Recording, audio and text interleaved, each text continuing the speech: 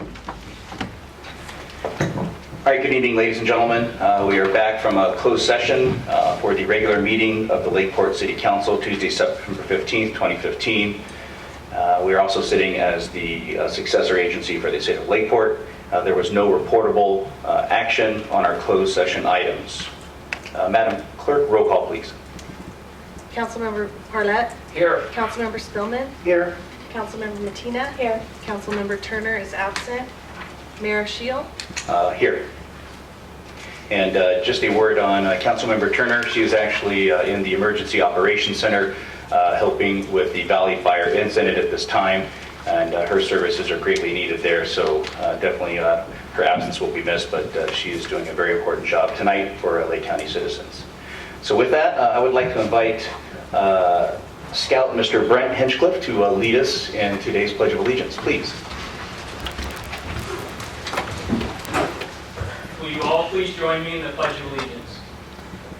I pledge allegiance to the flag of the United States of America and to the republic for which it stands, one nation, under God, indivisible, with liberty and justice for all. Madam Clerk, do we have any urgency items this evening for the agenda? No. Having none, I would accept a motion to approve the agenda as posted. I'll make a motion to accept the agenda. Second. We have a motion and a second. All those in favor say aye. Aye. Any opposed? Motion carries unanimously. Well, good evening, ladies and gentlemen, and thank you for being here tonight. I know there's a lot going on in our county, and there's a great many folks that can't be here for a great many reasons. For those of you wishing to publicly comment on any of our agenda items this evening, you may do so when council is taking up that item. For those of you that may want to comment on an item that is not on tonight's agenda, you may do so during open public comment. Please fill out the white form that's on the table when you come into council chambers and hand that to our clerk. Please understand that the council can take no action or come to consensus on any item that is not posted on tonight's agenda. We have a consent agenda this evening with ordinances,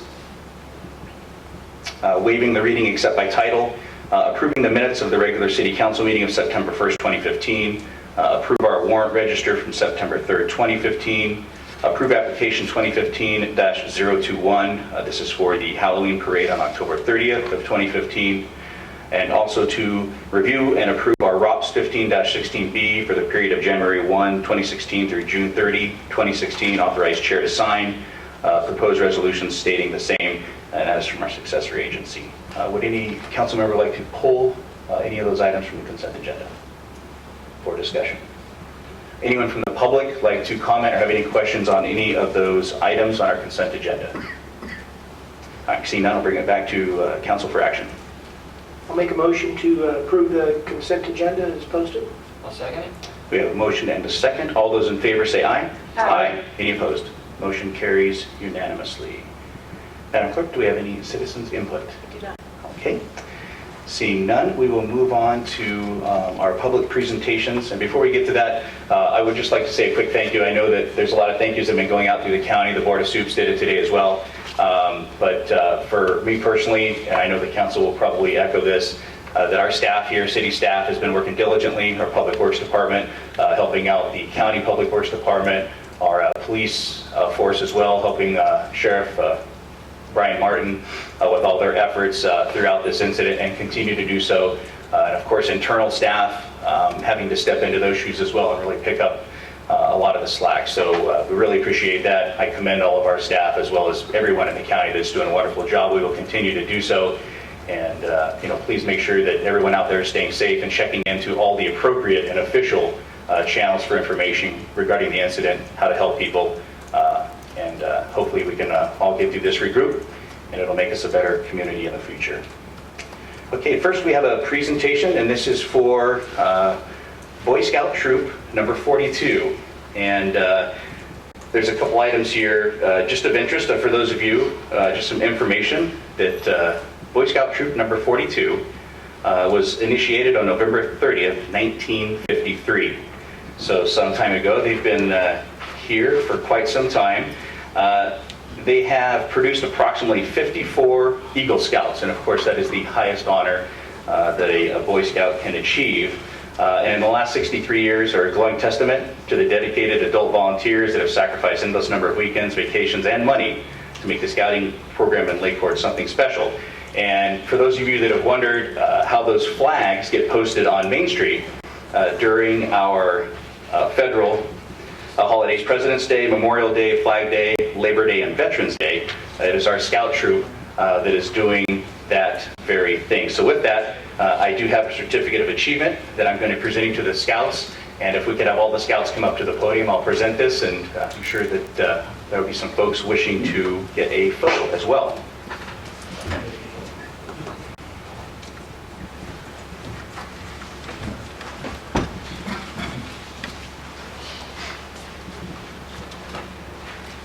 As I'm sure that many of you have heard, this is unfortunately a growing trend here in Lake County, but Troop Master Mr. Schulman and Assistant Scoutmaster Mr. Monfrance could not be here this evening due to the Valley Fire. So with that, I'm going to present it to their senior patrol leader, and that is Mr. Brent Hinchcliffe. And this certificate of appreciation is hereby granted to Boy Scout Troop number 42 in grateful recognition for your service to the community by raising and retiring the flags on National Days of Remembrance. And a huge sincere thank you, and appreciate all your services from the good folks of the city of Lakeport. And I'm going to present this to you, young man. And if everyone would join me in a round of applause for what these young men do. Definitely appreciate all the work you do. And would you like to say a few words to your colleagues, or? I know I just put you on the spot. I planned on doing that. Especially because you possibly giving a camera live. Not live, I'm kidding. But it's going to be on Lake County News. Go ahead. Yes. Our Boy Scout troop, as you can see, have had a wonderful time in Lake County. And it's all thanks to all of the adults that make it possible to donate their time to taking us on outings and helping us with financial things. And so I would like to thank them, and for all the boys for their dedication to the community and each other. So, again, thank you. And well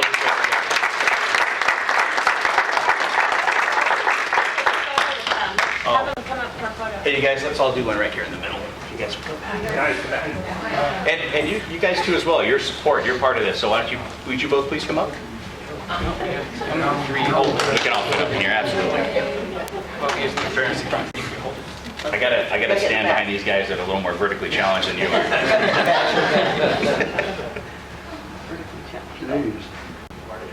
Why don't you come to the front? I know. See, if I'm back here, it makes me look skinnier. There you go. Yeah, I'm trying to put a few boys between the camera.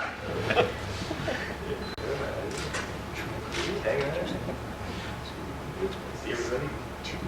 So great. Super. Thank you. Thank you.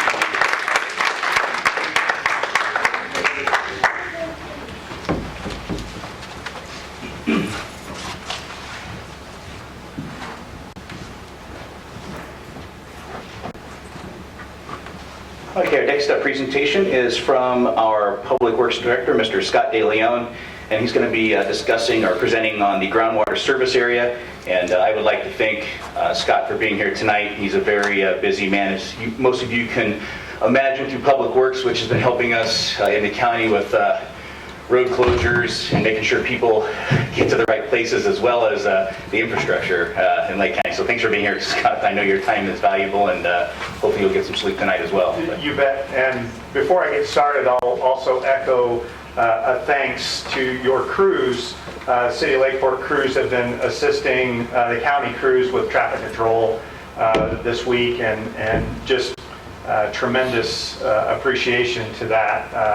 Traffic control is no fun, and we had an incident with one of your employees with a disgruntled person, and very unfortunate. Glad it didn't escalate to anything worse than just a couple of pokes in the chest, but completely unacceptable behavior. And I'm hopeful that in the future we'll see some changes and some policies on on events like this. They're no fun, and to be pulled out and then to be physically accosted by someone just is, again, unacceptable. So again, I'll thank you to your staff for their help.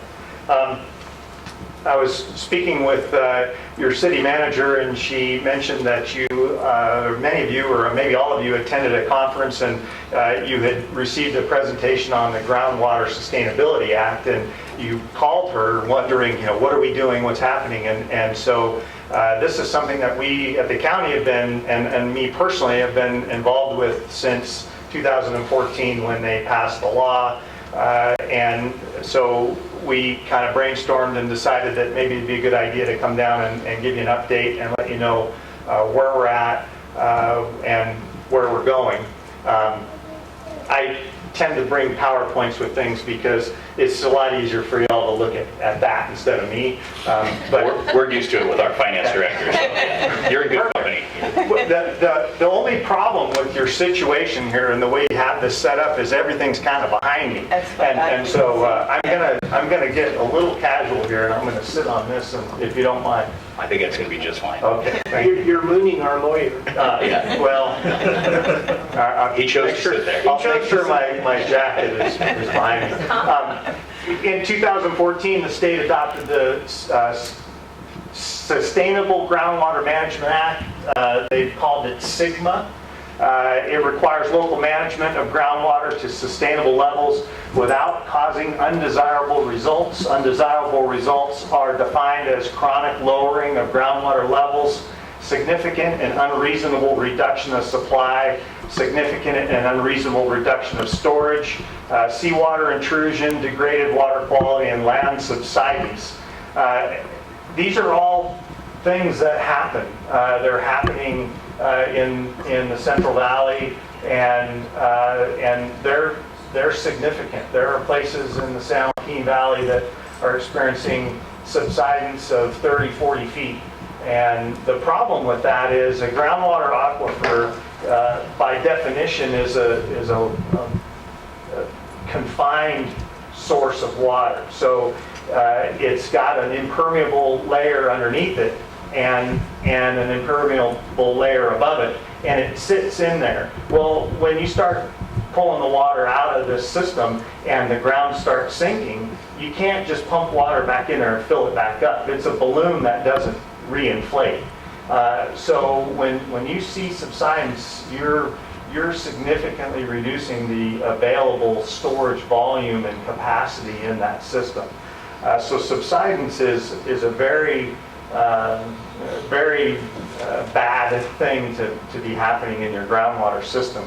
The Lake County Watershed Protection District, by law, really, is the agency that oversees groundwater and surface water in Lake County. And we should be, and we are prepared to be, the agency that's going to take the lead in this. Talk a little bit about where we're at, some history of groundwater in Lake County. We have 13 recognized basins, 2 of which are considered medium priority. The priority is based on the population in the basin and the projected population growth. The water use, public supply, private supply, and irrigation, the degree of groundwater reliance as the primary source of water in the basin, and any documented impacts. The law only applies to medium and high priority basins. So of the 13 basins in Lake County, the law only applies to 2 of them. The county's been monitoring wells in these basins since the mid-60s, some of them even before that. And based on the data that we have, the basins are not in a state of decline or overdraft. I'm going to use some terminology here as we move on. GSA is the Groundwater Sustainability Agency, and GSP is the Groundwater Sustainability Plan. The outline, this is the Big Valley zone. The outline, it comes out a little difficult here, but it's basically this light blue that comes around here and comes up like that. The triangles are the wells that we have in the basin. We monitor about 46 wells in this basin on a monthly basis. The other wells in our system are monitored twice a year, once in the spring and once in the fall. So first week of October and first week of April is when we do the monitoring of all the other wells. These wells get monitored monthly. Let me back up. I picked this well right here, which is right in the center of the basin, and that is a hydrograph of the water elevations dating back to 1966 1966. The bottom of the graph is the elevation of the water in the well in October, and the top of the graph, the top point, is the elevation of the water in the spring. So some things that you can kind of glean from this graph. Here's the drought of 75, 76. The distance between the top of the graph and the bottom of the graph is the amount of water that was used out of that particular well for that season. Some things that you should note are the difference as we move this way. You'll notice that the highs and the lows have reduced. So that means we have trended using less water out of this particular well, and which it's not the well in the basin, but it's one of the wells in the basin. So it's indicative of what's happening within the basin, and we're seeing less water being used in the basin as we've moved on here, and that's largely due to changes in agricultural practices. So pears, historically, they were flood irrigated. They used a lot of water. Pears used a lot of water. And as you know, the Big Valley region has lost most of their pears. So you've seen a big change in the agricultural practices in the basin, and it's reflected on this graph. Some other things of note: the basin tends to recharge even after a extensive drought in the 70s. The basin recharged. Some things that we look for are trends. The thing is cyclical. Weather is cyclical. But what you're seeing is, or what you're not seeing, is you're not seeing the bottom of this increasing, these lower points in this graph. You don't see them trending down. You don't see this line, these lines, the tops of this graph, you don't see it trending down. It's basically staying pretty static. So what we get from that is the system, the basin, is recharging, and it's sustainable. It's not declining. Okay? This is a little bit easier to see. That's your Scotts Valley Basin. It's outlined here in kind of this light green. We have fewer wells in this basin, and I think I picked this one right here, which is basically in the center. Much bigger highs and lows. They use a lot more water in that basin. But you can see the same kind of trends. It tends to recover. We're seeing a little bit less water being used. I mean, here was probably the heyday in the 80s, 90s. We were probably in the heyday of the pear industry in Scotts Valley, and now we're seeing smaller peaks and valleys, which again is an indication that we're using less water. So moving forward, some important dates. The state has to adopt regulations for basin boundary adjustments by January 31st, 2016. The state must also adopt regulations for evaluating the adequacy of GSAs and GSPs by June 1st, 2016. So what's important about that is the state passed a series of laws in 2014 and made us all responsible for doing this, but they didn't tell us how to do it. So they're working on how to the regulations and the guidelines on what we're supposed to do. And one of the roles that I'm playing right now is, and I'm going to, at the last slide, but I sit on a working group that's assisting the Department of Water Resources with the state with the development of these regulations. The local agencies got to form their GSA by June 30th, 2017. So that's our deadline for development of the creation of the agency, the Groundwater Sustainability Agency. So we've got a little time, June 17th, or June 2017. If your basin is in critical overdraft, you've got to develop your plan by January 2020. And if your basins are not in critical overdraft, you've got until January 2022 to develop your plan. GSA is, the definition, according to the law, is one or more local agencies that implement the provisions of this part, and it goes on. And a local agency is defined as the local public agency that has water supply, water management, or land use responsibilities within a groundwater basin. So what you're going to see in the development of the GSA is not one, but probably 2 to 3 local agencies involved in this GSA. The city of Lakeport in the Scotts Valley region, you are the public agency that has the water supply responsibility. So you're going to have a seat at the table on the GSA. The county, as the manager of surface and groundwater, the Watershed Protection District will also be a member of the GSA, and likely our community development will have a seat there as the land use manager. The Big Valley region, special districts for the county, supplies water out of groundwater wells in that basin, and the same thing, Watershed Protection District and probably our local planning department.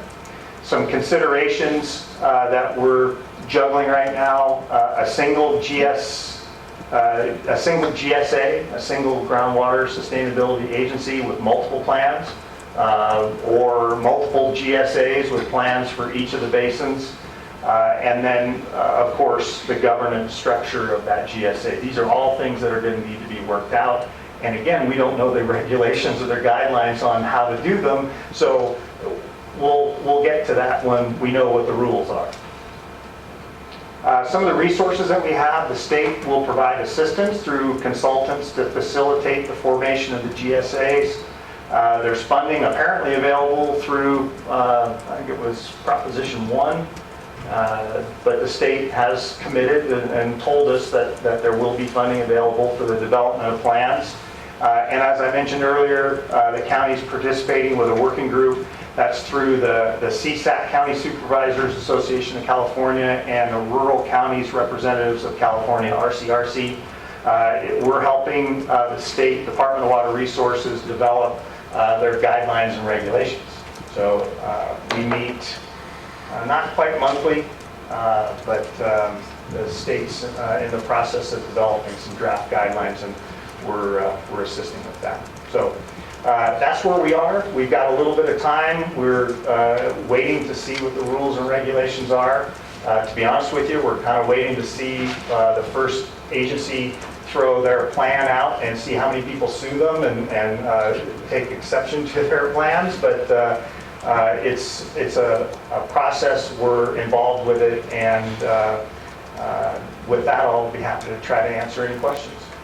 It's interesting to hear a mandate being offered by the state and yet some funding being provided. So usually that never happens. Those two words are very rarely. Very unusual. So, but to be honest with you, we'll see. We'll see I what haven't happens, seen yeah. a lot of. That's right. I haven't seen any funding yet, so we'll see. Any questions for Scott from Yeah, council? Scott, one quick question. The termage that you used for the ground dropping Subsidence. subsidence, thank you. I noticed on the graph that you showed with the first one that you showed with the historic levels of the well water, it seemed like after we had the drought, it seemed like that didn't affect the top end of the storage, even though it seemed like a pretty severe drought.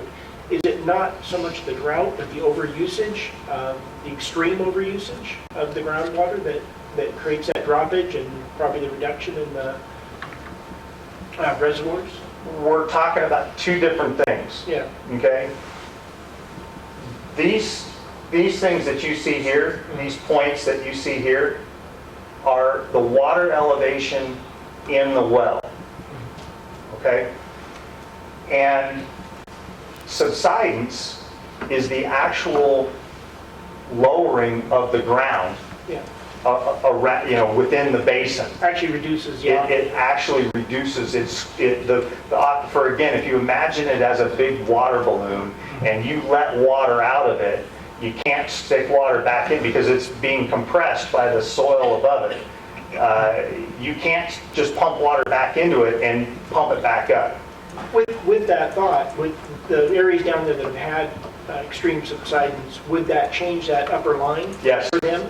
Yes. But in this case, I was just wondering, in our case, in other words, when they had the drought here in that time, there wasn't an extreme overusage, so it didn't really change Right. the upper line. So you're looking at like this little zone right in here? Well, even beyond that to the right, where the line is continuous up at that, up at a certain level, it doesn't look like it damaged the aquifers. You're looking at this line here? Yeah. That actually, and I'm glad you asked the question. What that is that's our reference point. That's the elevation of the reference point that we have on that particular well. And it's constant. It's like the top of the well casing, and that's our reference point for that. And you can see that the water level in this particular well probably was artesian right there. It probably came out of the well that spring. Yeah. So again, I guess the point, and there have been some reports of minor subsidence in certain areas around Lake County, But not like what we're but seeing. not like what we're seeing. Thank you. Well, it occurred to me that I think the mayor and I attended the session was it Monterey, I think, and some of the photographs were just incredible with subsidence and then the drought maps and so forth. And the thing that just kept occurring to me is that, this is the state of California. It's like the 7th largest country in the world. And we're just now talking about GSAs and GSPs to preserve, one of the most precious resources we have. To me, it was like, this seems to me that it's been long overdue. And it had to be brought on by 5 years of continuous drought. But I mean, in your opinion, isn't this something that we should have all been thinking about maybe long ago and getting the rules and regulations and organizing ourselves so that we can actually preserve this most precious resource? For as progressive as California is in many other realms, we're one of the last states in the nation that actually has a program like this. So yes, we're way behind the 8 ball on this. And as a result, you're seeing those pictures. You're seeing things where damage is occurring that you can't fix it. You can't reverse it. And we're way long overdue. Yeah, when you see the infiltration and the subsidence and those things are never going to be regenerated, or to me it's a travesty to have let it go on this long. But at least we're starting now. Right. Well, and It's as I gonna be mentioned, 2022, I guess. right, and as I mentioned, the first agency that throws a plan out there is probably going to get sued, especially if they're proposing that landowners be monitored and their use is monitored and controlled. You're messing with water law, and you're messing with a person's rights, and it's probably going to get messy.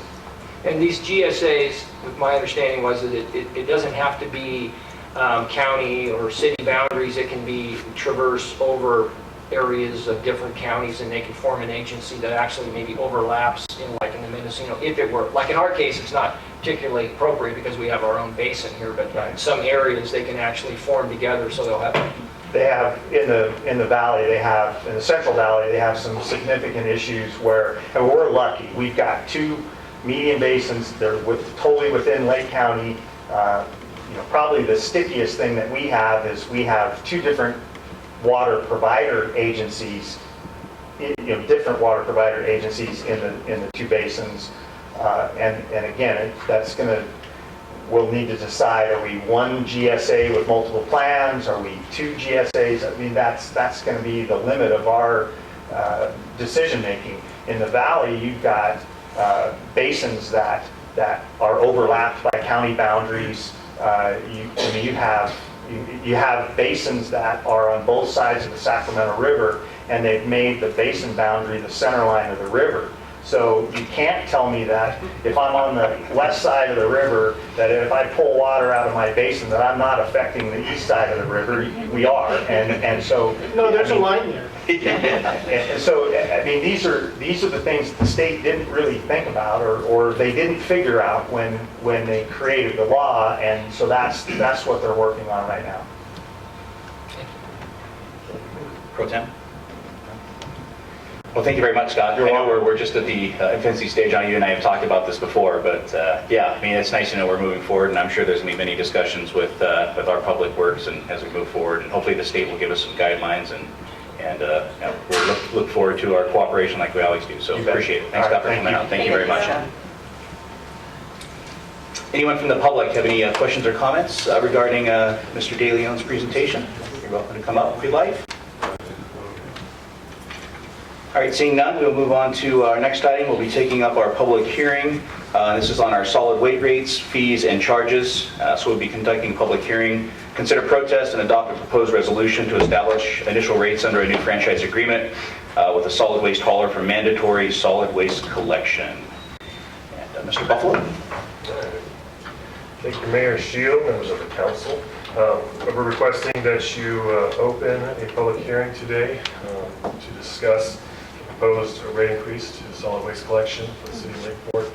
This affects mandatory collection for residential and commercial customers. The increase is essentially a 1% addition to the existing rate to cover some, not all, of the city's costs for providing billing services. The city's going to absorb the commercial side of billing for the solid waste hauler. We already do the residential side, but during the negotiations and the thought process going into this new agreement, we felt it was prudent and appropriate for the city to do that. Are there any questions about the rates being proposed? I want to turn it over to you, or anything that I can address at this time. Anything from council at this point for the public hearing? Okay, thanks, Dan. No. At this point, anything further staff side? All right, at this point, we'll open the public hearing and invite the public to come up with questions or comments.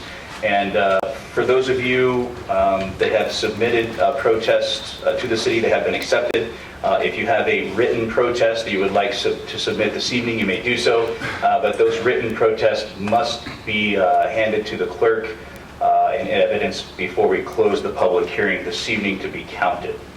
So with that, please come up, Mr. Bridges. Yeah, I just had a few comments I wanted to make.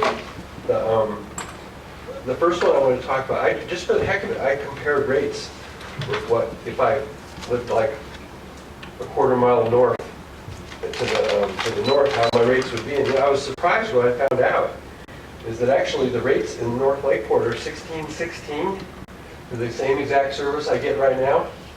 And it's proposed to be $21.98, which works out to be $5.82. It just really amazed me when I saw that, because I assumed it would be the way around, since we have mandatory pickup, since you guys do billing, and you've got the kind of muscle to turn the rates off if they don't collect. So I'm kind of shocked that we're paying almost $6 more when you have high-density collection with mandatory payment. It just strikes me that it's really amazing to me.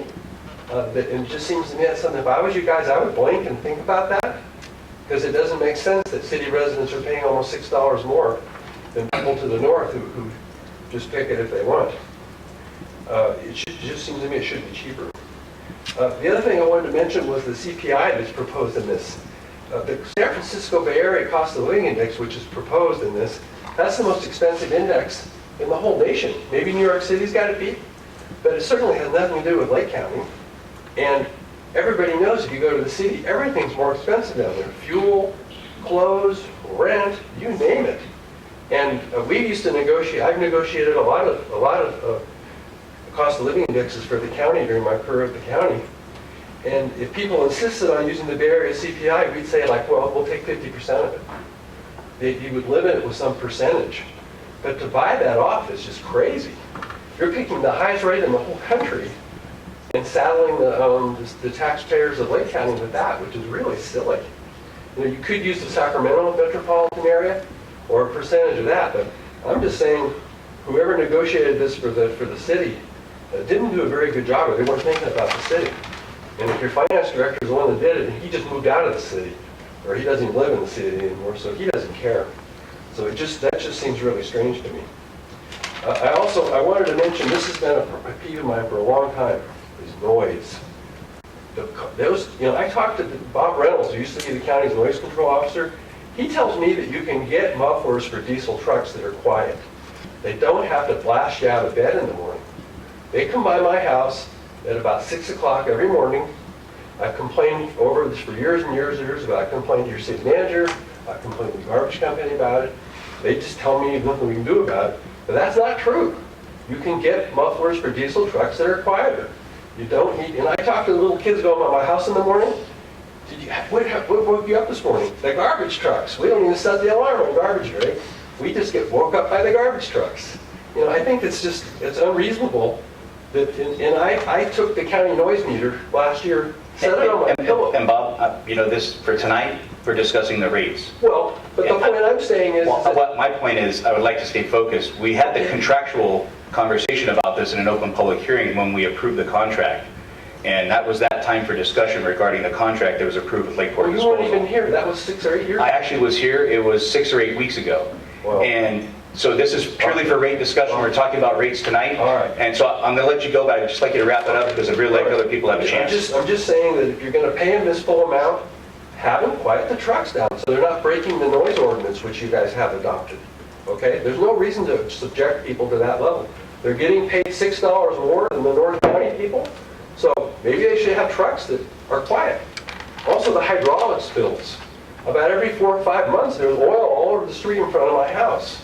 City crews come out with cat litter, I think it is, and clean it up. But shoot, why should they, there should be inspections? That shouldn't be happening. That stuff all runs into Clear Lake. Again, if they've got the highest rates in the county, why do we have all this pollution heading into our lake?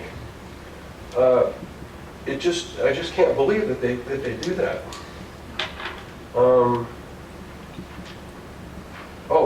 Litter.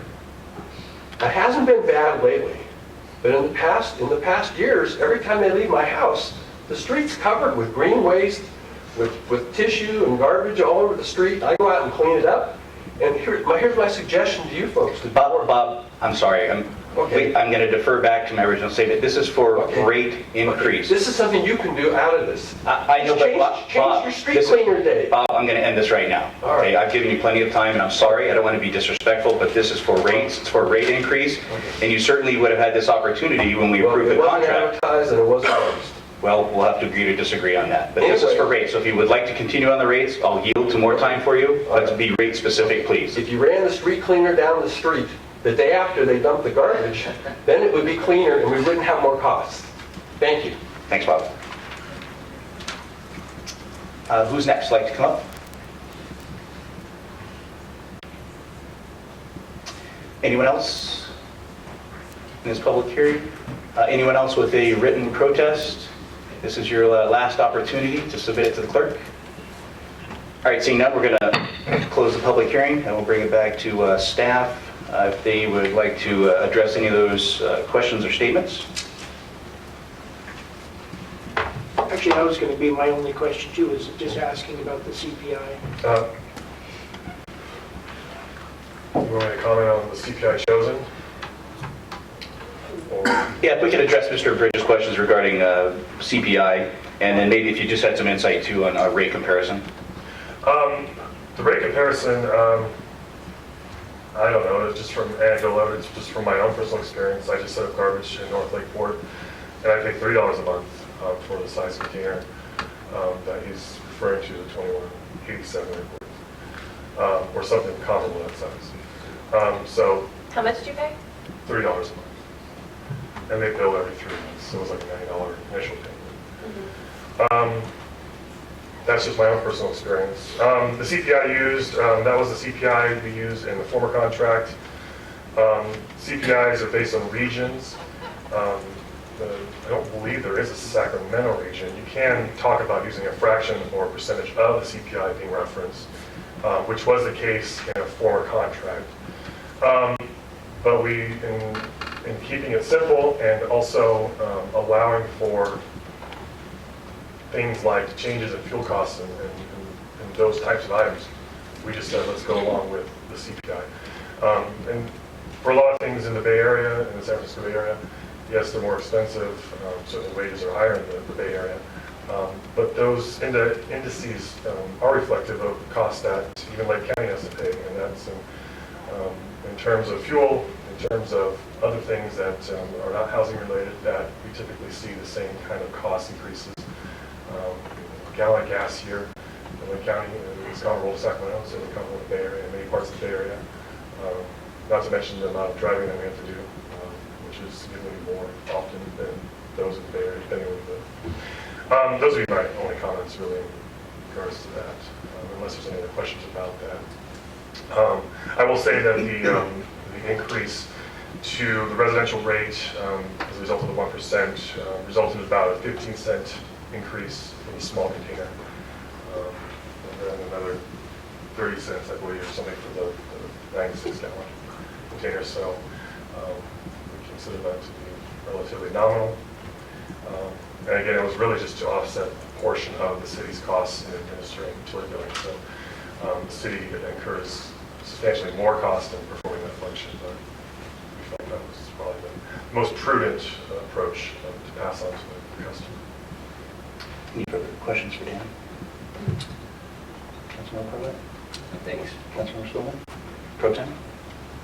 All right, well, thank you, Dan, very much for the information. Anything additional from staff at this point added? David, anything? No? I would like to make a comment. I just think that $21 a month, which is, like $5.25 to take out, and eliminate trash and so forth. And the fact that, if I remember correctly, there was a myriad of different services that were being provided in the contract that you negotiated. And I think it's one of the best bangs for the buck that you'll ever get. And I think it's a great deal. And the fact that people are still sleeping at 6 o'clock, they need to just get up earlier. Anything else? So, Madam Clerk, were there enough protests for us to not go any further at this point in time? No, there were not. David, do we need to do anything further on that protest level-wise before we proceed with any action? No, there just needs to be a count of the protests and finding that no majority protest exists, so. I have 3 written protests on hand. Okay. And for the record, it takes 50% plus 1 to stop the... Yes, and Dan, I think you have it. We calculate that it would require 1,215 protests to reach the 50% plus 1. And receive 3. All right, with that, if there's nothing else from council, I will entertain motion. I'll move to approve the resolution. Do we have the number? The resolution number 3, determine establishing solid waste collection rates and fees for mandatory service in the city of Lakeport. I'll second that. We have a motion and a second. Anything further from council? Seeing none, all those in favor, actually, do we need a roll call on this since this is a rate increase with money, or can we just do it by? You can call a roll if you want, but it's not required. Okay, well, let's do that. All those in favor say aye. Aye. Any opposed? Motion carries 4-0. Unanimously. Thank you, Dan, appreciate that. Thank you. Next up, under council business from our city manager, this is the housing-related parks grant. Margaret?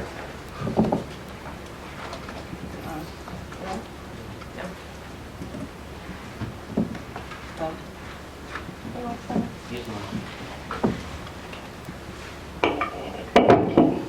Mr. Mayor, members of the council, as you're aware, we received a grant from the State Department of Housing and Community Development, from HCD, for a housing-related parks grant.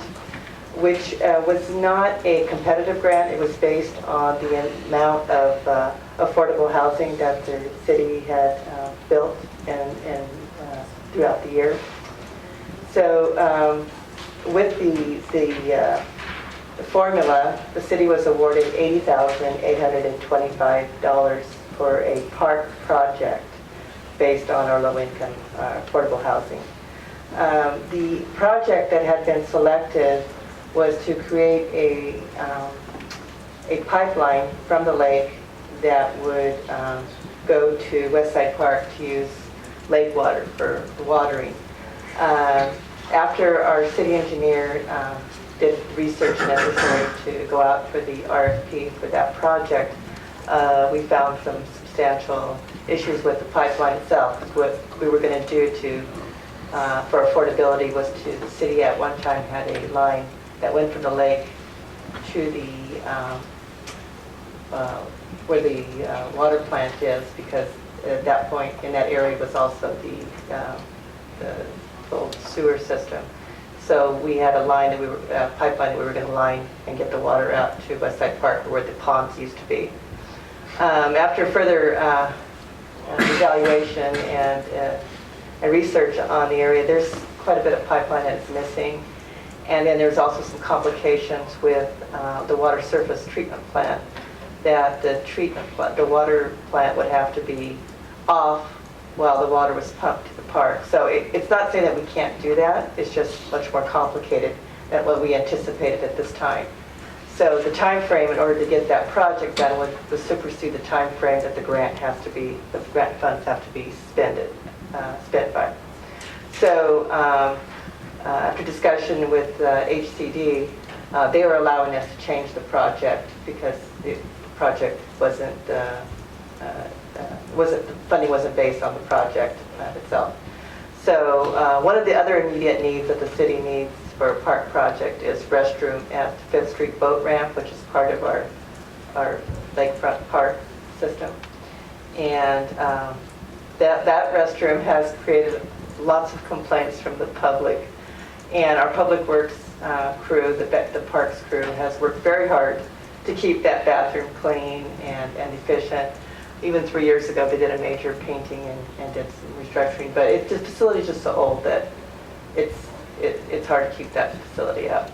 So what staff is recommending is to use those funds to purchase a building that would be set in place for the bathroom. So it wouldn't take very long to go out for an RFP and to get and that we would bring that back to council when we got to that point. But we just need to get council's authority if this is what you would like to reuse these funds for, so that we can move ahead with HCD for the project.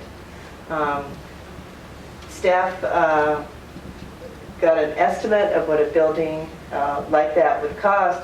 Those restrooms would be approximately $88,000. And staff believes that even with their own work, staff doing the prep work, it's probably going to be a total of about $10,000. So the total project is estimated to be around $98,000. So there's a difference of about $18,000 estimated that would be necessary from the parks funding to finish the project. And then again, we would be bringing that back to council when we have the final costs and the final drawings and what that would look like for the bathrooms. Questions? Questions, Councilor? From Mark or myself? The questions that I would have to Mark is because I've gotten personal emails and people have talked to me over and over, and I think people underestimate the importance of clean, sanitary, and attractive bathrooms in promoting a positive appeal to a city. And Bob Meiske brings fishermen from all over Northern California. They continuously comment on the deplorable, not anymore, but they did, about the conditions, and I forwarded those. And but the thing that concerns me isn't that getting the restrooms, it's maintaining them. And we have some beautiful restrooms over in Lucerne, they're continuously vandalized. My only concern would be, are they of the nature that, like in prison, when they want to go in there and do some serious damage, are these going to be the kind that look good, but yet they're functional and yet they're semi-indestructible, because I'd hate to put in these beautiful boutique bathrooms like we find in Stacy's house and then they trash because some vandals go in there. So that would be my only concern, is that we make them as attractive and as sustainable and as indestructible as possible while still trying to maintain a good look. So that's something, I'm sure you're all over that. So we're talking a concrete hole in the ground, basically. Technology has come a way since those bathrooms were built. One of the things we want to make sure is we can get a hose in there and hose those things down. That's one of the things we want to make sure we can do. There's other issues with the bathroom that we have that aren't aesthetics. The plumbing, the fixtures, the things that we just have a difficult time maintaining because parts aren't available anymore. But keeping it clean is one of those things that the newer technologies with the newer types of materials do have afford us a greater ease of keeping it clean with less effort. Not to say we'll still have to go there to all the bathrooms first thing in the morning. We have routine, clean the bathrooms first, pick up the trash, go back to the bathrooms, because you can clean it and go back depending on the day and have it pass again. So it's something that the park crew is doing a great job of staying on top of, but unfortunately there's only so much they can do. The new bathroom will help us. Well, I have to say, on occasions that I've been at different catering jobs around, they've done an excellent job of working with what they have. But I could definitely see that this would be a big, big improvement. And I think with the amount of people that are serviced in that area, and they go in and they service their boat, and they wash and wax, and then they go in there, and then they got the bathroom, and they're like, wow, you can only do so much with that. So I think it would make a big impression to get something like that going. Councilor Spindler? I was disappointed about the water out to West Side Park, because I know that would be a huge savings in water costs. But I think that was my concern too, is once we looked at that, the sleeve going out there that they wanted to run that pipe through has been out there for quite a while. Yeah, that's an old wastewater pipe that went out to what used to be ponds. And we know there are sections that were destroyed during the construction of the parks, and the costs are escalating as you look more at it, so the bang for the buck gets less and less as the more you look into it. A lot of people don't realize that the parks out there were nothing but ponds when they started out there. That would be my only question with the bathroom too, is I know there's a lot of new surfaces that they can put in these structures that make it very difficult. I was amazed. I went in a bathroom this last weekend, public bathroom, and they had all white tile in there, and they had these little diamond colored tiles, and the people had gone through and scraped images into these little diamond tiles because you could read it. Couldn't read it in the white tile. So, but I know they do have a number of surfaces that make it difficult to spray or mar up, and I don't know if this unit that we're looking at would have that. Yeah, we're definitely looking at surfaces that are graffiti resistant, and with that you get a surface that is easier to clean. Yeah. So what we would look at doing is coming up with the styles and the costs, and then that would be something that we would bring back to the city council for your consideration. Okay. Thank you. One thing I did forget to mention is that this isn't part of our capital improvement plan, this bathroom. We just didn't have the funding this year to put into our budget, so it is part of our plan for the park. So. Pro Tem? Mark, I'm assuming we'll come back to the water issue at the park and come up with a different way. It's something that's still on the horizon. It's something, we understand that it'd be nice to get a different source of water out there. So it's not dead. Okay. It's something that we'll always keep our attention to. It just turned out to be, with the time constraints that Margaret mentioned and the cost escalating, we had best choices that staff thought was to redirect. Yeah, no, I like it. I love new bathrooms, you're right. And I do think that people choose to go to a place that has a nice new bathroom over another place that doesn't. So. Anything else? One thing too, and I know we've had some discussions regarding purple pipe water. I know Senator McGuire is helping try to look at some possible grant funding for that as well, as the governor pushes forward with his plan. hopefully that may be something that we can incorporate, with other options that are available. And, maybe we'll get lucky. This will be a blessing in disguise down the road and have a better system in place. So I too agree on the bathrooms. But at this point, anyone from the public, question or comment? Come on up, please.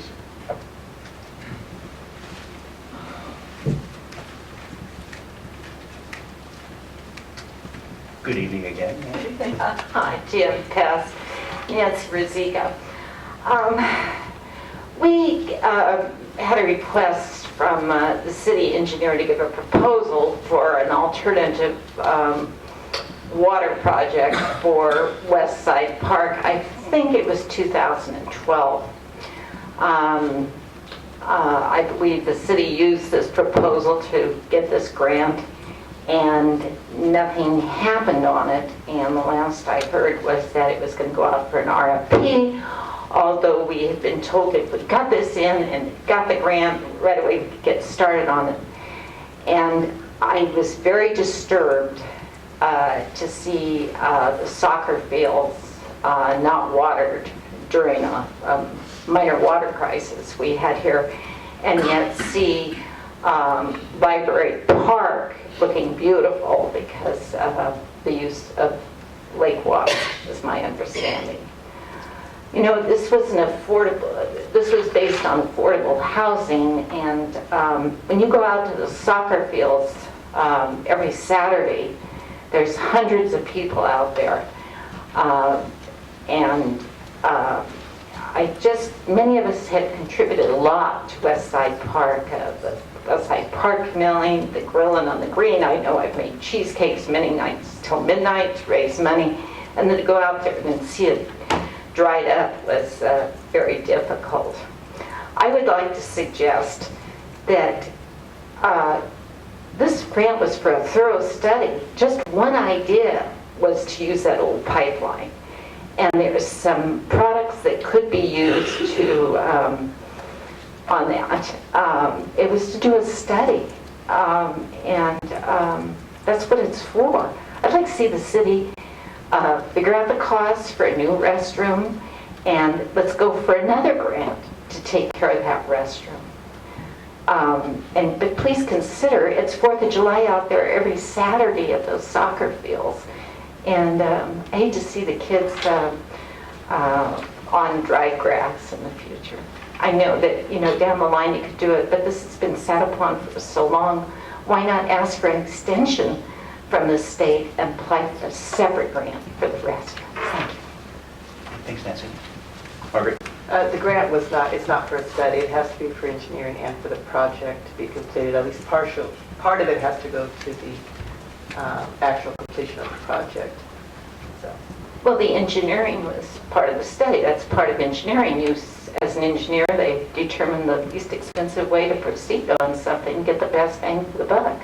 Well, Nancy, wouldn't you agree, though, that, ultimately, to get water from the lake means there's going to have to be a pipe that goes from the lake to the park? Well, but there could be some alternatives. Maybe a well. There might be some other alternatives. But until you really get into that infrastructure, we're still talking hundreds of thousands of dollars, if not more.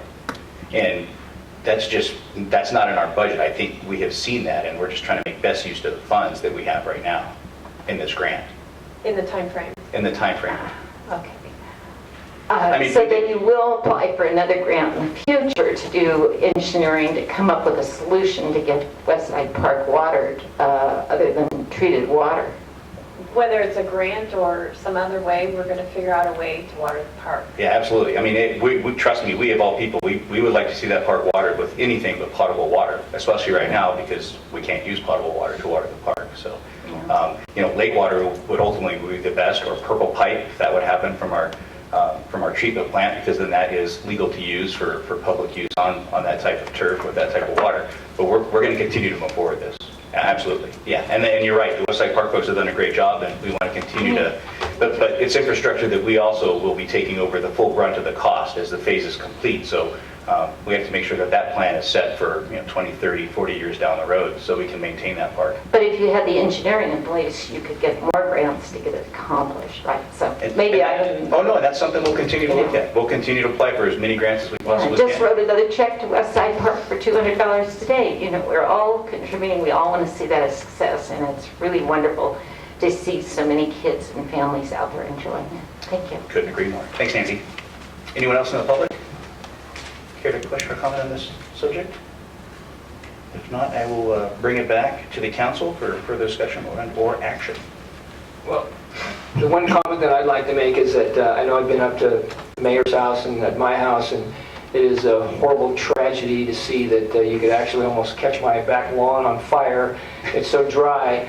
But I think when the kids go down to the soccer fields, it's an important lesson that children need to learn, just like we adults that love and adore a beautiful green lawn, that sometimes there's sacrifices that we need to make, and sometimes we can't have everything we want when we want it, just like we can't have an ice cream bar, for dinner. And it's a shame that we have to have things that aren't watered the way we like. But I think sometimes it's a tough love, and it's a learning lesson that we all have to have. And we've been in 5 years of drought, and I don't like my lawn, and I don't really like Martin's either. With the exception, I haven't had to mow it. That's been kind of nice. Yeah. Anything further, Councilmember Stillman? Pro Tem? All right. Pleasure, we have a suggested motion. I'd like to make a motion to direct staff to prepare the necessary documentation with HDDE to revise the HRP park project from the water pipeline to the new bathroom at the 5th Street boat ramp. Second. We have a motion and a second. Anything further from council? Seeing none, all those in favor say aye. Aye. Any opposed? Motion carries unanimously. And thank you, Margaret. Next item for council business is from our Community Development Director, and this is the ordinance introductions for minor amendments and revisions to existing ordinances. And there are 3, and I'll let our Community Development Director go ahead and guide us through those. Just a quick procedural question for you guys. We've got sort of split up into 3 separate pieces. You want to, I know we've got 3 separate motions for you guys. Did you want to maybe address each of them one by one, open up the public hearing, and then, or do you want to do them all together? I think we should do all 3 of them together in the essence of the crowd here. And I don't think, unless any council member has received some emails or contact, let's just do it together. Yes, no, and this is just the first reading of them. Assuming your guys is setting this up for a public hearing for the October, I believe we've got it set up for 6th. The October 6th hearing. This is just kind of some real general cleanup things for municipal code. The first being small residential rooftop solar energy system review process. This is really state mandated, coming out of a 2014 approval of AB 2188, which requires kind of a streamlining process for the way that rooftop-mounted solar systems are processed. Requires us to, at the community development level, our building department, to put together a checklist of what would be necessary for these approvals in such a way that someone could come in and apply for those permits and receive them over the counter. So this is the adoption of the applicable government code sections, and including those as part of our municipal code to allow us to move forward with that procedure. The second item before you is repealing sections of the municipal code imposing additional license fees on fortune tellers. This one was brought up to our attention. We had a meeting with a gentleman who would like to do this business and noted in our code, which was approved in 1959, and it appears to put punitive sort of restrictions upon some of these types of activities. And we agreed, and in consultation with our council, fortune telling does constitute a protective speech, so it's not prohibited, or it is prohibited to incur such costs upon them. So this is a quick fix to that code to bring it back into compliance and not require those exorbitant fees upon those practices and related practices. The last one, special parking permits for residential units in the central business district without access to on-site parking. This one was brought to us by some concerned citizens who have residential units above their businesses on the Main Street area there, but do not have any access to parking. and, have received several parking tickets for overparking in 2-hour parking zones and such. And we took a close look at our general plan and a couple of other long-range planning documents, and this sort of above unit, above a restaurant, that's kind of a use that we would like to see encouraged. It's been proven to show that these mixed-use type developments do contribute to a more healthier downtown and healthier community in general. This specific issue is really more related to just the west side of the 100 block of Main Street. We have 2 residences in there, so we did take a close look, the city manager, myself, and the police chief, at how many units this would affect, and found that this is not going to be something where we're going to have 20 or 30 permits of special parking taking up our downtown parking area. This really only affects less than 5 within our central business district. So this is a quick fix to allow the police chief the ability. He does have the ability right now to issue special parking permits, but that's limited to only just a few days. So this would allow an annual permit for these residents to park in 2-hour, 4-hour zones. The code changes that we're recommending would require that they not park in front of a commercial building or a commercial establishment. Thank you, Kevin. Any questions at this point for Kevin? No. Councilor Scholl? No? It's interesting on the fortune tellers. I wonder if they saw this coming in 1950. It's interesting that the fortune tellers. We need to have a jar up here for fun. It's interesting when you look through the packet and all of the business label of types of businesses and what the business license fee would be. It's interesting. You really start looking through them. I'm like, wow, that's a bit. I guess you have to encompass everything inside city limits, but very interesting. And on the solar issue too, this is in accordance with one of the proposition that passed. And then now the state's mandating that we put this into effect. That's correct, that this is stemmed from that? Yeah, correct. And then also to our building officials worked with a working group of throughout the Redwood Empire, where they've kind of looked through the state mandated one and tailored one that meets some of the needs that are specific to this area. So that's kind of the path that we've chosen as well. Do we foresee, some larger cities were really concerned about this because of, even though they may be a larger city, they may not necessarily have the staff. There's some pretty tight restrictions on these for timelines for approval of a solar project. Have we foreseen any issues that we're going to potentially deal with, or just looking at our past solar permitting process? Well, we only have one authorized person in our office who's certified to issue this at this point. We are moving forward with trying to fill a second position, so I think that's going to take some of the relief off of that. But it's pretty specifically tailored to just being rooftop solar systems. So I think we took a look at it. We've had several over the past couple of years. We've had but not something where we're likely to see these adding up or by virtue maybe extending out reviews for other permits. So I wouldn't anticipate there to be too many repercussions on this. And this is not exactly going to be a catalyst for people to go right out and get rooftop solar. It's true. Thanks, Kevin. Anything else? Anyone from the public have any questions or comments on this agenda item? All right, seeing none, we'll bring it back to council for action. And we have multiple motions here. Each individual, Kevin, or David? Yeah. Share them. All right.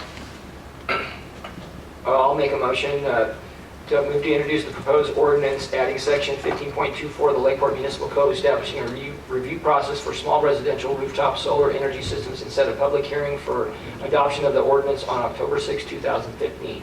I'll second that. We have a motion and a second. All those in favor say aye. Aye. Any opposed? Motion carries unanimously. I'll move to introduce the proposed ordinance repealing sections, I knew I'd get this one, of the Lakeport Municipal Code, imposing additional licensing fees on fortune tellers and set a public hearing for adoption of the ordinance on October 6th, 2015. Second. We have a motion and a second. All those in favor say aye. Aye. Any opposed? Motion carries unanimously. I'll make a motion to introduce the proposed ordinance amending Section 10-12-180 of the Lakeport Municipal Code to allow for the issuance of special parking permits for residential units in the Central Business District without access to on-site parking, and set a public hearing for adoption of the ordinance on October 6, 2015. Second. We have a motion and a second. All those in favor say aye. Aye. Any opposed? Motion carries unanimously. Thank you, Kevin. Am I correct on item C that, I know we passed it, but didn't Palo Alto just deal with this in the last couple of days?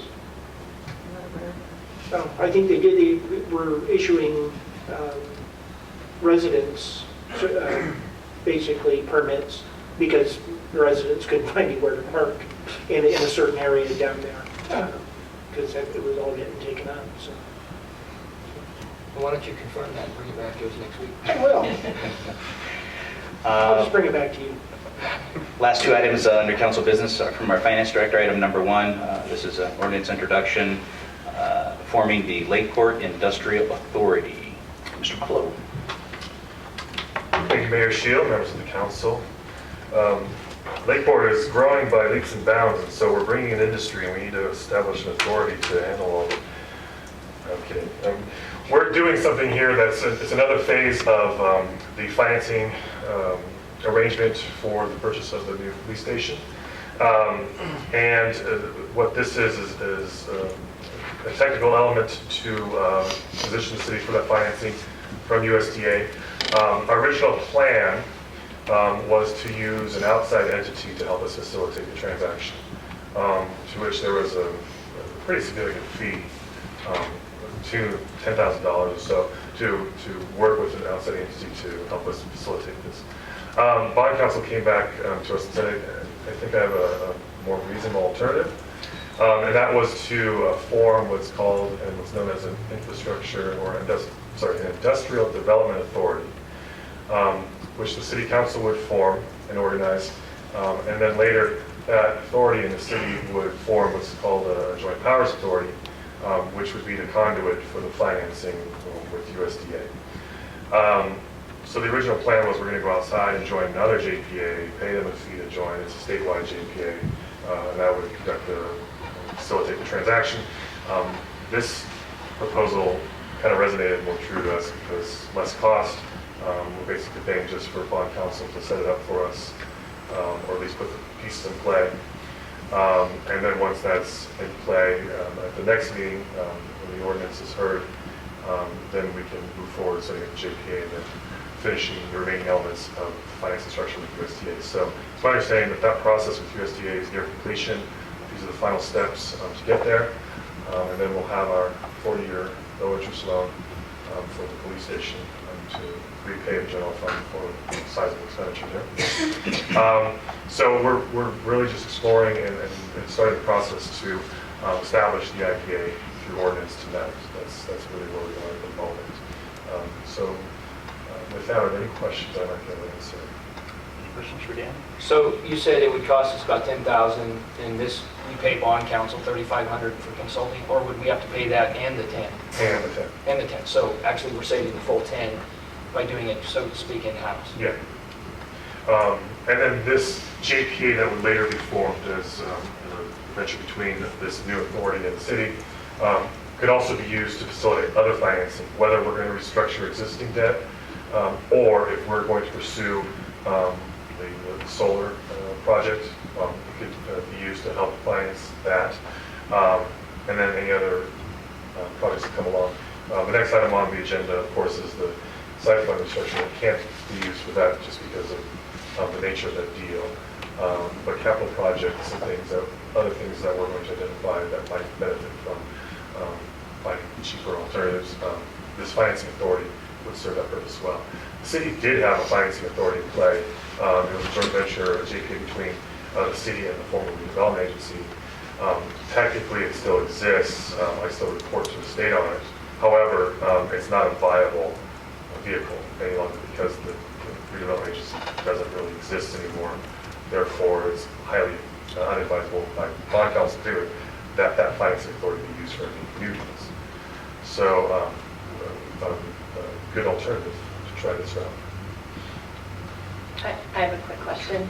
I think you answered this, but I was curious about the word industrial, if that had to be used, or it just seemed like the word commercial was a better. I believe it does have to be used because it's directly comes from statute that established Okay. the mechanism for this. So I, in fact, expressed some of those concerns to bond council as well. As like, we're not growing by leaps and bounds. We don't have big industry here, nor are we looking to develop that.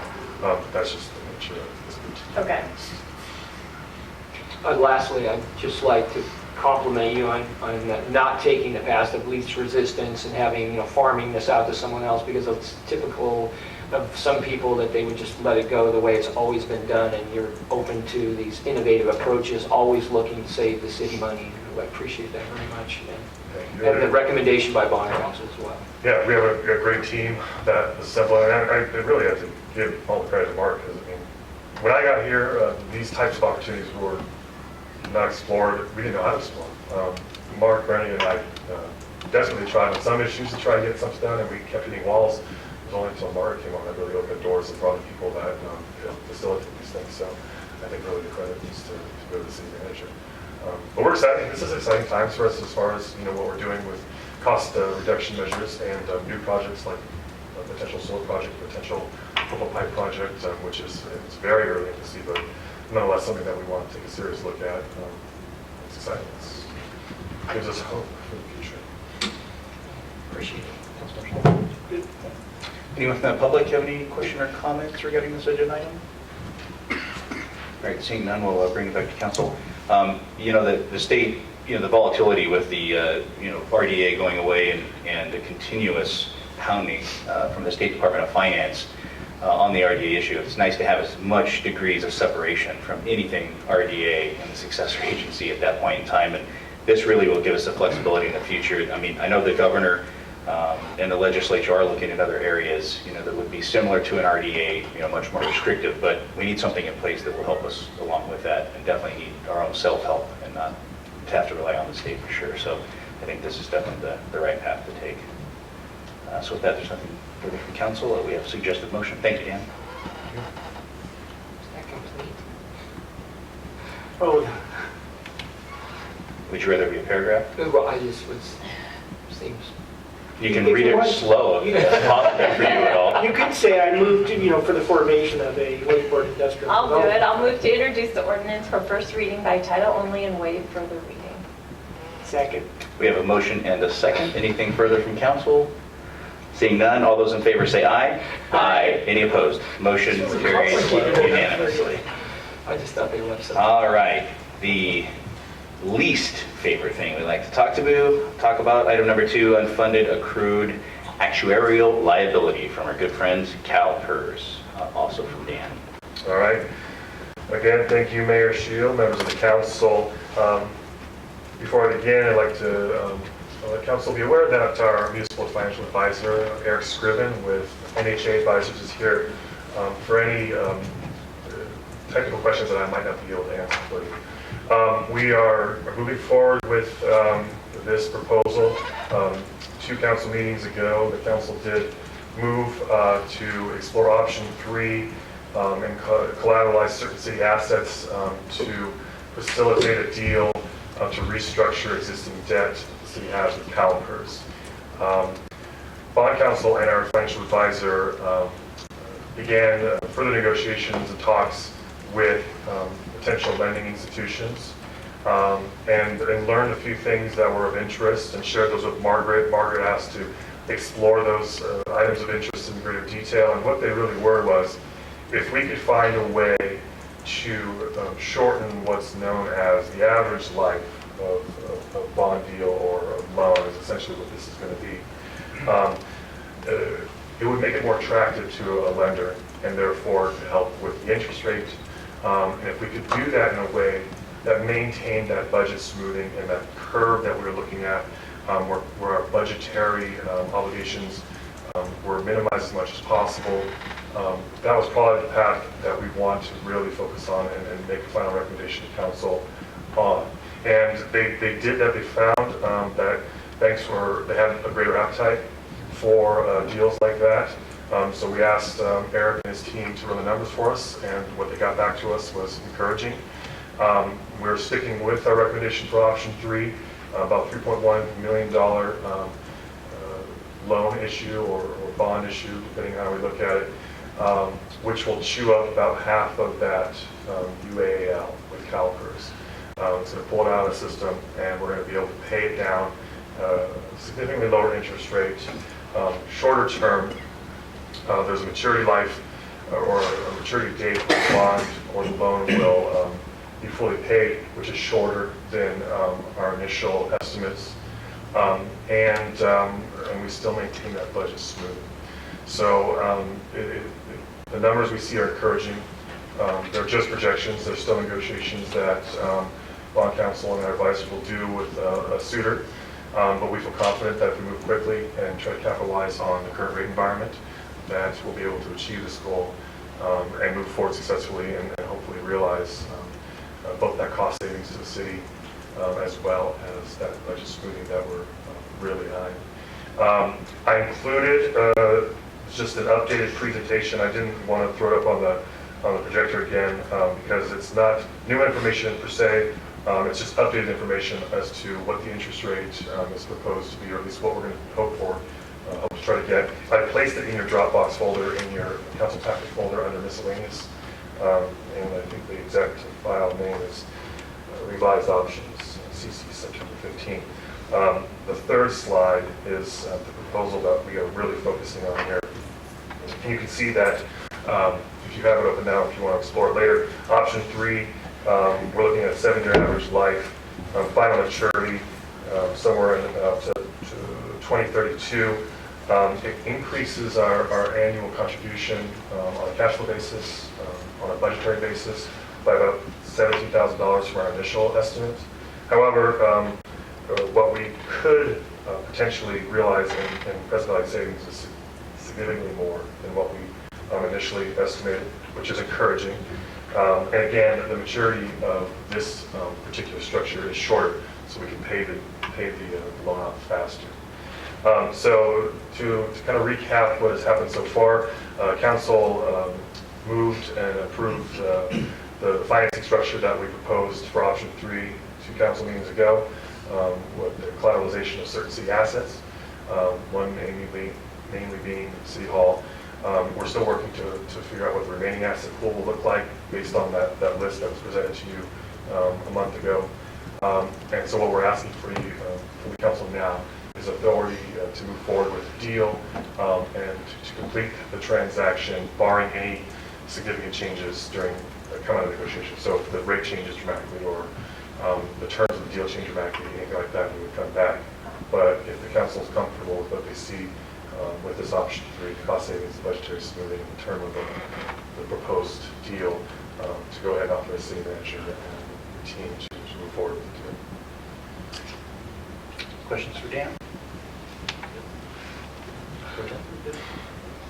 Yeah, I think we've discussed this one thoroughly, and I think we've all seen the options, and we know the direction it's going.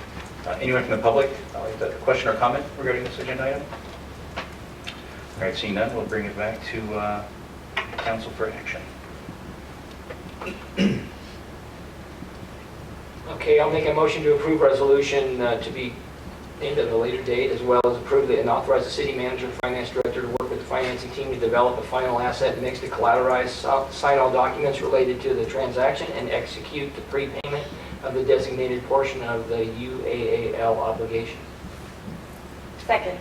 We have a motion and a second. Anything further from council? Seeing none, all those in favor say aye. Aye. Any opposed? Motion carries unanimously. Thank you again, Dan, for that information. And thanks for all your hard work, and from bond counsel as well, for presenting us with all the information. We appreciate it. And I think we're moving in the right direction with that one. And somebody may be thanking us years in the future, if we're not sitting here, that we did them a favor as opposed to give them a big thorn in their side. Council communications. Councilmember Parlett? Nothing. Councilmember Spillman? I'd like to thank bond counsel and the scouts for sitting through the whole meeting. I didn't see one scout out there nod off. Other than that, just probably mention the fire. I know for hundreds of hundreds of families, this is probably the worst few days of their lives. I don't know what you say to that, you know. You can't say you know how they feel if you haven't lost your home. I think from the council, probably the best thing to say is that we mourn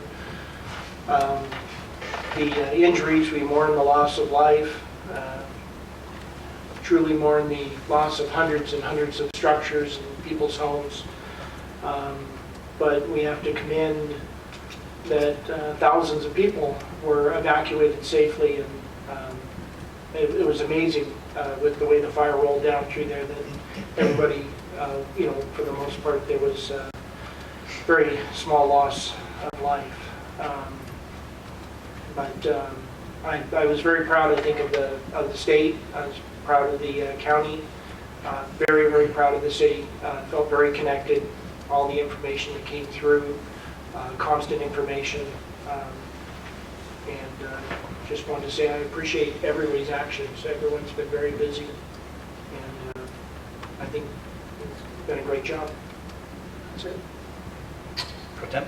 Just on that note, one thing we can do is welcome them to the city. I noticed that it's very busy around town. It's very busy at the grocery store. There's a lot of families and kids that you can tell are displaced, and just being patient and giving everyone, the chance to, and being friendly, I think makes a huge difference. And thank you to staff. I know there's been a lot of sleepless nights, and people headed into town before they were even asked to get to work. So it's been pretty awesome. Because of the Valley Fire, the LAFCO meeting tomorrow has been postponed to October 14th at 1 o'clock here. And then Thursday, Margaret and I are meeting with Main Street Association to work on our Christmas celebration. That's it. Pro Tem? I just echo my colleagues with the fire, and definitely your thoughts are going out to all those out there that are still having to deal with that. ABC and Transit were canceled last week. Upcoming will be the League Annual Conference at the end of the month. So many of the council members will be attending that in San Jose. And the Kickin' It in the Country Street Dance. Is that? I think that's this Thursday. Is it the third Thursday? No, it's this Thursday. It is. They are doing it, and most of the theme will be a benefit for all of the fire folks. So for those of you who are not doing anything Thursday evening, it's always a good time over on Main Street, Kelseyville. Definitely, I recommend that you attend. And the Pear Festival is also still slated to go on the weekend of the 26th. They're going to move forward with that as well. So try to keep things as normal for the folks in the fire and give them a little bit of fun things to do, and maybe try to get them back to some normalcy and all the chaos that's happening. With that, if there's anything else from council, we'll move on to staff. Margaret? We just wanted to mention that National Night Out has been canceled for the 24th this month. All of the, of course, obvious reasons, all the safety personnel are pretty busy with the Valley Fire. So we're just going to cancel it. We're not postponing it to another date. We're going We'll do to it try it next year. Yeah. Thank you. Mr. City Attorney? Nothing to report. Finance Director? Thank you to the council to respond to the request to reorganize the Halloween color contest. So Chief and I started to kind of talk about it a little bit, but I assume the councilors still want to maintain their active role. It sounds like they do. So whenever you are available to have kind of a kickoff meeting, let us know. I know things are really crazy right now and busy, so this is something that can wait, but still something that we look forward to doing. So just let us know when you're available and we'll start scheduling that. We're excited for it. Thanks, Dan. Public Works Director? Just to say thank you for all the recognition of the troops. They truly deserve it. They appreciate that you recognize that, so thank you. You know, they were at the brunt of frustration for many people, and it was unfortunate the one situation that did happen, but unfortunately they're out there with Caltrans for the most part, or just by themselves or with other county employees, and they don't have law enforcement backup or CAL FIRE backup, and very frustrated, tense citizens that want to get back to their homes, check on friends and family, not able to do so. And these men and women are used to, putting in 8 hours of work actually doing something, not just standing in one spot on the road, but then having to tell someone that may or may not have lost their home that they can't go up the road. It's very, very difficult and frustrating all around, but couldn't have done it without them. They definitely in those positions probably saved lives, so we definitely appreciate that. Along with Mark's comments too, I didn't mention, but we've expanded CAL FIRE to Westside Park too, as far as opening that up to them. So they busted at the seams at the fairgrounds. Yeah, and to carry on to that, we had a representative from CAL FIRE take a tour of vacant lands that the city has in the county and tribal health, and that was Margaret. And Margaret really worked hard to accommodate their needs. So the city's really providing everything that we can to them to support this. And CAL FIRE said there's going to be a lot more firemen in town than there was the Rocky Fire, so it's going to be much bigger. Yeah, group, so it's going to be busy. Chief?